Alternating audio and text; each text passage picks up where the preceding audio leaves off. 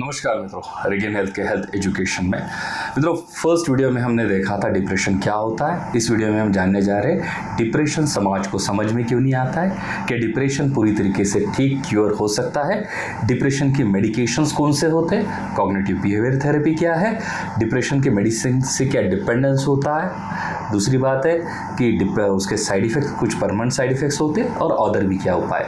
बने रहिए मित्रों, बहुत ही इंपॉर्टेंट इन्फॉर्मेशन हम साझा करने जा रहे हैं मित्रों। जैसे मैंने कहा कि डिप्रेशन में जो केमिकल है वो ब्रेन में चेंज होता है, उसका कोई मेजरमेंट नहीं होता और दिखते नहीं है। हैप्पीनेस फील होती है जो दिखती नहीं है। तो प्रॉब्लम क्या होता है, समाज इसे समझ नहीं पाता है। आदमी हट्टा कट्टा दिखता है, उसके बावजूद उसमें फीलिंग या हैप्पीनेस ही नहीं होती है, क्योंकि कुछ केमिकल जो न्यूरोट्रांसमीटर है वो न्यूरॉन की जगह कम सीक्रेट हो रहे हैं। तो फिर उसे कहा जाता है कि नहीं ड्रामा कर रहा है, और इसके प्रति समाज में बहुत अनास्था है मित्रों। उसका होने की वजह ऐसी है क्योंकि अगर कोई साइकियाट्रिस्ट की ओर जाता है तो उसको कहा जाता है कि भाई ये पागलपन से सफ़र हो रहा है। इसकी वजह से समाज जानते हुए भी जो आदमी फील कर रहा हो वो फील करते हुए भी वो कभी डॉक्टर या किसी के पास जाता नहीं मित्रों। इसकी वजह ये है क्योंकि इसमें एक स्टिग्मा है। दूसरी बात है मित्रों, क्या मेडिसिन ये क्यूरेबल है? हाँ, डिप्रेशन ज़रूर क्यूरेबल है मित्रों, पूरी तरीके से क्यूरेबल है। आज विज्ञान ने इतनी प्रगति कर ली है, शायद से अपने अदर साइकियाट्रिक जो बीमारी है उसमें इतनी प्रगति नहीं की मित्रों, लेकिन डिप्रेशन में हमारी काफ़ी सारी अच्छी प्रगति है। हमारे पास बहुत ही अच्छे मेडिकेशंस अवेलेबल है। डिप्रेशन से हम पूरी तरीके से क्यूर हो सकते हैं। इसमें दो तरह की चीज़ें यूज़ की जाती है, एक मेडिकेशन यूज़ किया जाता है, दूसरे CBT जिसे कॉग्निटिव बिहेवियर थेरेपी कहते हैं मित्रों। मेडिकेशन की जहाँ तक की बात है मित्रों, यहाँ पर ट्राइसाइक्लिक एंटी डिप्रेसेंट्स आते हैं, सिलेक्टिव सीरोटोनिन रीअपटेक इनहिबिटर आते हैं, selective serotonin non epinephrine reuptake inhibitor आते हैं, मोनोअमाइनो ऑक्सीडेज इनहिबिटर आते हैं, और इसके बावजूद कुछ एटिपिकल एंटी डिप्रेसेंट है। इस तरीके से मेडिकेशन यूज़ किए जाते हैं मित्रों।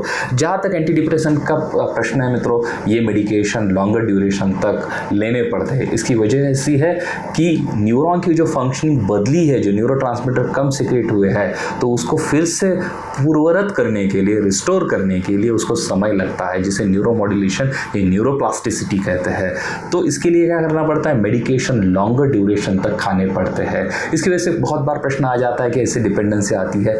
नहीं मित्रों, इससे डिपेंडेंसी नहीं आती है। एक लॉन्गर ड्यूरेशन तक खाने के बाद जब न्यूरॉन अपना काम नॉर्मल तरीके से करने लगे तो धीरे धीरे इसे पूरी तरीके से निकाला जा सकता है। परंतु ये प्रश्न बनता है कि कई लोग डिप्रेशन के मेडिकेशन ये कंटिन्यूसली खाते रहते हैं। इसकी वजह ऐसे ही मित्रों कि जो कारण है जिसकी वजह से डिप्रेशन आया था, जो थिंकिंग है, वो थिंकिंग पैटर्न अगर निकलता नहीं है तो क्या बना रहेगा, वो नॉन एड्रेनालिन हाइड्रोक्सीट्रिप्टामाइन जो केमिकल है उनको बनने नहीं देगा। तो उसकी वजह से क्या करते हैं लोग, वो अपना थिंकिंग पैटर्न नहीं छोड़ते हैं मित्रों, तो वो डिप्रेशन में बने रहते हैं। लेकिन अपना थिंकिंग पैटर्न अगर मॉडिफाई किया जाए कि किसकी वजह कौन सी थिंकिंग थी या कौन से विचार में हमें बदलाव लाना चाहिए, वो अगर बदलाव लाया जाए, जो CBT कॉग्निटिव बिहेवियर थेरेपी में थिंकिंग पैटर्न सिखाया जाता है, पेशेंट को काउंसलर के साथ बैठा के वो सिखाते हैं, तो उसमें क्या हो जाता है, पेशेंट को सीख जाता है कि नहीं भाई मुझे ऐसा सोचना नहीं, इस तरीके से सोचना है, इस तरीके से चीज़ें होती है।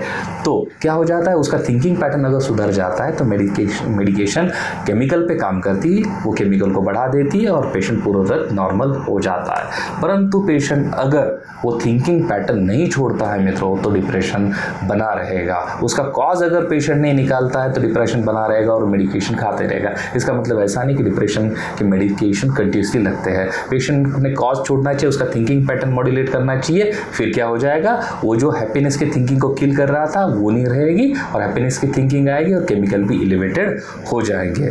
दूसरी बात है मित्रों, इससे डिपेंडेंसी आती है, जैसे मैंने कहा इससे डिपेंडेंसी नहीं आती है। तीसरी बात, इसके कोई परमानेंट साइड इफेक्ट्स, ऐसे कोई भी परमानेंट साइड इफेक्ट्स नहीं है मित्रों। एंटी डिप्रेशन ड्रग के पूरी तरीके से आप इसे छोड़ सकते हो और जो भी साइड इफेक्ट इसके हो सकते हैं वो टेम्पररी ही हो सकते हैं। जैसे मैंने कहा था कि डिप्रेशन ये आमतौर पे लेडीज़ में या वुमेन में ज़्यादा देखा जाता है क्योंकि हार्मोन कॉम्प्लेक्सेशन उनमें ज़्यादा होता है। इसके विपरीत मित्रों, अगर कोई बहुत ही पहले स्टेज पे डिप्रेशन पे, तो वो अगर अपने फ्रेंड के साथ कुछ डिस्कशन करता है या कोई काउंसलर है, कुछ किताबें पढ़ता है, अपना वातावरण चेंज करता है, खुद को समझाने की कुछ वो थिंकिंग करता है मित्रों, तो शायद से उसको ज़रूरत ही नहीं पड़ती है, क्योंकि मेडिसिन की ज़रूरत जो पड़ती है मॉडरेट टू सीवियर डिप्रेशन में पड़ती है मित्रों। माइल्ड डिप्रेशन में इसकी ज़रूरत नहीं पड़ती है। दूसरी बात है, इसमें बहुत बड़ी सहायता जो मिलती है मित्रों एक्सरसाइज से मिलती है, क्योंकि एक्सरसाइज की वजह से जो केमिकल कम हो गए थे ब्रेन में वो एक्सरसाइज के उससे बढ़ जाते हैं। इसलिए जो लोग रेगुलर एक्सरसाइज करते हैं उनका मूड अच्छा बना रहता है, क्योंकि वो सेरोटोनिन और नॉन एड्रेनालिन को स्राव करने के लिए बनने के लिए कारणीभूत है मित्रों। इसके बावजूद थिंकिंग पैटर्न मॉडिफिकेशन के लिए योगा और प्राणायाम ये बहुत ही उपयुक्त है और बहुत ही सहायता देता है मित्रों, क्योंकि प्राणायाम से जब थिंकिंग बैलेंस होती है, मन बैलेंस होता है, तो मन चीज़ों को पकड़ के नहीं रखता, मन छोड़ देता है। मन जब छोड़ देता है तो कारण निकल जाता है, डिसीज वैसी अच्छी हो जाती है मित्रों। और कई बार अगर मॉडरेट और सीवियर डिप्रेशन में पेशेंट है मित्रों, तो उसको जैसे मैंने कहा कि काउंसलर की ज़रूरत पड़ सकती है। बहुत ही सीवियर डिप्रेशन है मित्रों, तो ये बात क्लिनिशियन भी एक्सेप्ट करते हैं, हम एक्सपर्ट भी एक्सेप्ट करते हैं। कई बार पेशेंट को कुछ ऐसी डिवाइन पावर की ज़रूरत पड़ती है जिसे प्रेयर के फॉर्म में वो प्राप्त कर सकता है, या जिस भी डिवाइन अथॉरिटी को मानता है उसको सरेंडर होता है और उससे वो प्रेयर के थ्रू मदद मांगता है मित्रों, तो उसको बहुत बड़ी सहायता इसमें प्राप्त होती है। तो ऑल इन ऑल मित्रों, डिप्रेशन से पूरी तरीके से मनुष्य ठीक हो सकता है, क्योंकि बहुत लोगों में माइल्ड डिप्रेशन आके जाता है, बहुत कम लोगों में मॉडरेट आता है और उससे बहुत कम लोगों में सीवियर डिप्रेशन आता है, प्रोवाइडेड दैट जो कारण है, जो थिंकिंग है, जैसे कोई विपरीत थिंकिंग हमारे मन में चलती, गिल्टी थिंकिंग है, इसको अगर हम मॉड्यूलेट कर दें तो डिप्रेशन का कॉज खत्म हो जाता है, केमिकली मेडिसिन से उसको फिर से ठीक किया जा सकता है। तो डिप्रेशन पूरी तरीके से क्यूरेबल है, डिप्रेशन से आप पूरी तरीके से बाहर आ सकते हैं। अगर आप सोचते हैं आपको बाहर आना है तो आपको कोई रोक नहीं सकता है। मित्रों, आपको इन्फॉर्मेशन किस तरीके से लगी हमें ज़रूर शेयर कीजिए हमारे मैसेज बॉक्स में। आप ये पूरी तरीके से साइंटिफिक चैनल है, अगर आप किसको इससे शेयर करते हैं तो उसको बहुत बड़ी सहायता होगी। आप भी इसको सब्सक्राइब कीजिए और नोटिफिकेशन बेल आइकन पर प्रेस कीजिए ताकि आपको हमारे आगे के वीडियो के बारे में जानकारी मिल सके। धन्यवाद मित्रों।